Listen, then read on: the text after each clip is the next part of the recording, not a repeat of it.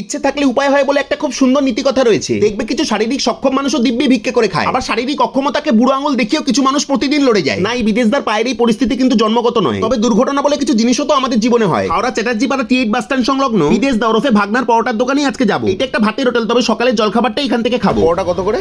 18 টাকা। আর তার সাথে এই ঘুগনি আলুর তরকারিটা দাও।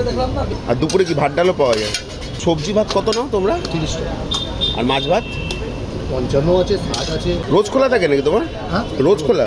ওই সকাল 7:30 থেকে রাত্রি 10টা অবধি। পরোটাটা পাওয়া যায় 11টা, 11:30টা। তোমার আগে তোমার বাবা করতো নাকি? ওই যে বাবা মারা গেছে। এটা কি অ্যাক্সিডেন্ট হয়েছে নাকি?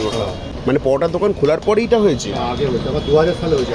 11 এই রে, যাক তুমি এইভাবে যে চালাচ্ছ এটাই অনেক বড় ব্যাপার। তবে শেষে দাদারই হাসিটার কিন্তু কোনো জবাব নাই। হয়তো দাদা মনে মনে বলছে, আমরা ছেলেরা এরকম অনেক পরিস্থিতি হাসি মুখে হজম করে এগিয়ে যাই। যাই হোক, পিঠাই পরোটাটা বেশ ভালো। তবে অ্যাড্রেস তো বলে দিয়েছি, কাছাকাছি যারা থাকো কে কে আসছো বলো। আজকের মতো এখানেই শেষ হলো।